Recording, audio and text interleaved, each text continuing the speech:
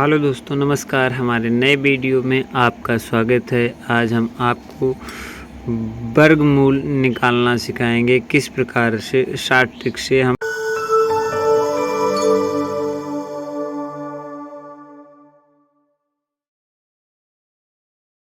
वर्गमूल निकालेंगे। बड़ी बड़ी संख्याओं के वर्गमूल हम कैसे निकालते हैं उस पर हम चर्चा करेंगे। जैसे हमारी एक संख्या है 16,464। ये हमारी एक संख्या है और इसका हमें निकालना है रूट। ठीक है ना, इसका हमें निकालना है रूट। तो हम कैसे निकालेंगे इतनी बड़ी संख्या का वर्गमूल? तो कैसे निकालेंगे, इसके लिए हमें क्या करना है? सबसे पहले हम क्या करेंगे, इसमें इन दो संख्याओं को हम साइलेंट कर लेंगे। क्या कर लेंगे? साइलेंट कर लेंगे। अब जो बची हुई संख्याएं हैं हमारी 168 जो संख्या हमारी बची हुई है, इसका हम वर्गमूल निकालेंगे। ठीक है ना। ये किस संख्या का वर्गमूल है ये देखेंगे। तो यहाँ पर है 168 की संख्या का वर्गमूल है, तो हम निकालेंगे 13 का। 13 का होता है 169, जबकि हमारा 168 है। तो 168 है, तो इससे हमें ध्यान रखना है, इससे कम संख्या होनी चाहिए वर्ग में, इससे कम संख्या होनी चाहिए। तो हमारी इससे संख्या 13 तो हमारी इससे बड़ी हो गई, तो हमारी जो संख्या होगी 12 होगी। ठीक है ना, 12 होगी। कितनी होगी? 12 होगी। ठीक है ना। अब हम देखेंगे जो हमारा अंतिम अंक है, इसमें जो अंतिम अंक है वो कितना है? 4 है।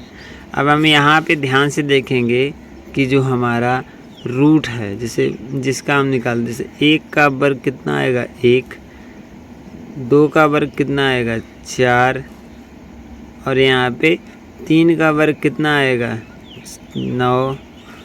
और 4 का वर्ग कितना आएगा? 16। 5 का वर्ग कितना आएगा? 25। 6 का वर्ग कितना आएगा? 36। 7 का वर्ग कितना आएगा? 49। और 8 का वर्ग कितना आएगा? 64।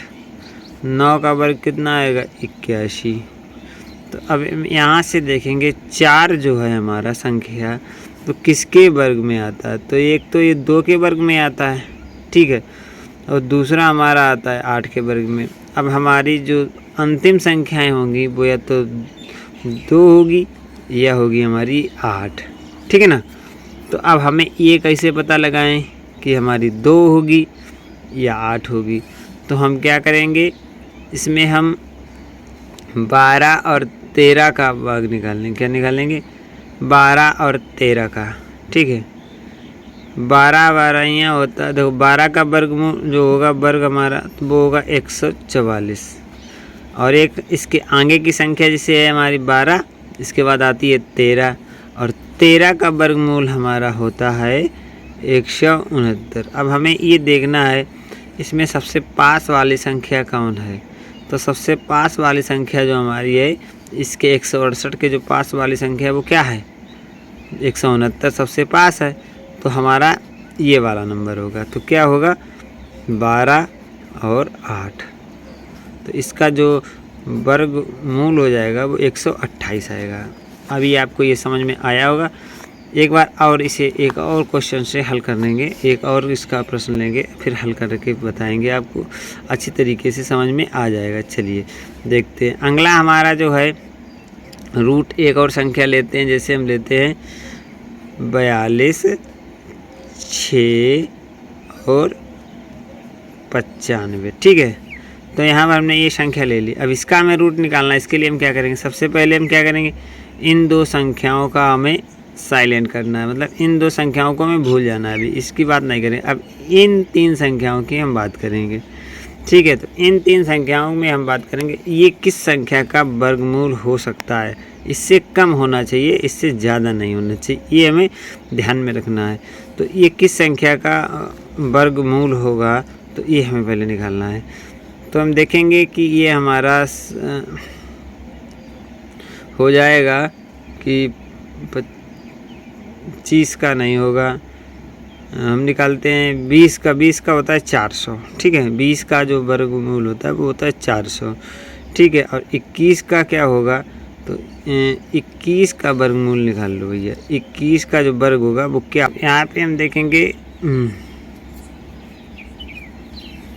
तब यहाँ पर हम देखेंगे ये है हमारा 426, ये संख्या जो हमारी 426 है।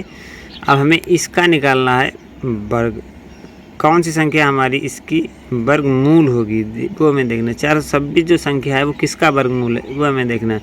तो यहाँ पे देखेंगे कि 20 का जो वर्गमूल होता है वो होता है 400 और 21 का वर्गमूल होता है वो 441 होता है। इसलिए 21 हमारा जो है उसका ज़्यादा हो जाता है, 441 ज़्यादा हो जाता है। तो हम क्या करेंगे, 20 का वर्गमूल हमारा होगा 400, तो यहाँ पे हमारी एक संख्या हो जाएगी 20, ठीक है ना। तो ये तो आपको समझ में आ गया होगा, ठीक है। 20 समझ में आ गया होगा, ये इतना है तो इसका जो वर्गमूल होगा इससे छोटा वाला तो वो 20 का होगा, ठीक है। अब यहाँ पे अंतिम संख्या पे देंगे ध्यान, जो 5 है। तो यहाँ पे देखेंगे 5 जो संख्या है वो किस में है।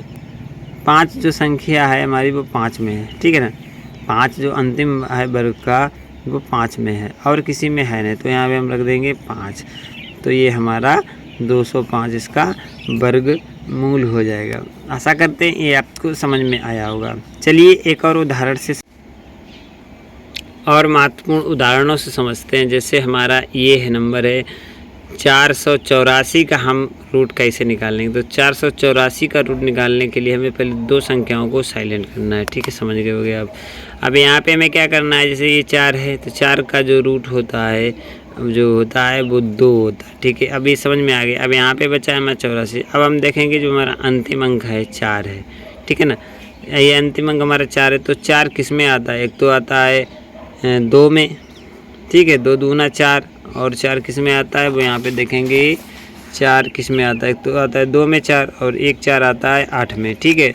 2 और 8 दो संख्याएं होंगी, अंत में क्या होगा, या तो होगा 2 या तो होगा 8, ठीक है। ये दो संख्याएं हो सकती हैं। अब क्या हम देखेंगे कि जो हमारा 4 है, अब 4 का हमारा जो वर्गमूल 4 है, ये 2 आए, 2 के वर्गमूल में सबसे पहले क्या आएगा, 2 दूना 4 और 3 तुरका 9। अब देखेंगे जो 4 के पास में क्या है 4, तो 2 है, 2 है पास में, 9 बहुत दूर है। यहाँ पे देखेंगे 2 का वर्ग करेंगे तो आएगा यहाँ पे 4, और 4 ही हमारी ये संख्या है, तो 4 है तो 2 आ जाएगा, तो हमारा इसका बनेगा 22, ठीक है।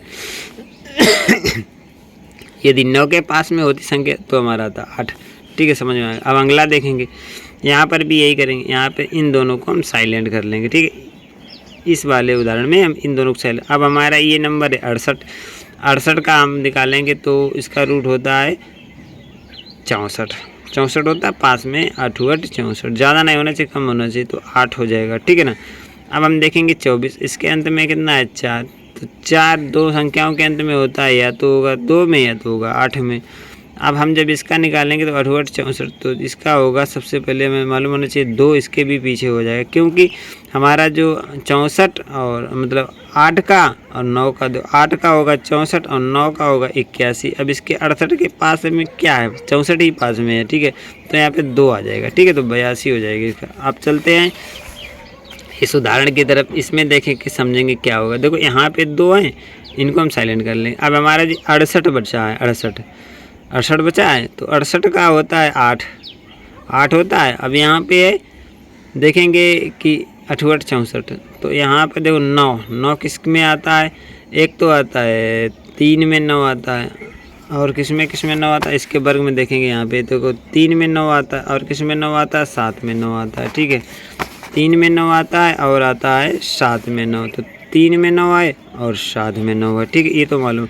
अब या तो फिर अंत में 3 आएगा या 9 आएगा। अब क्या देखेंगे कि इसका 8 का 64, वो भी हमने आपको बताया था अगले वाले, और इसका 9 का 81, तो यहाँ पे 64 ही पास में है ना, तो सबसे पहला अंक आ जाएगा, क्या आ जाएगा, 3 आ जाएगा, तो इसका हो जाएगा 83। तो आशा करते हैं ये उदाहरण आपको समझ में आए होंगे और इस प्रकार के वर्गमूल आपको समझ में आ गए होंगे।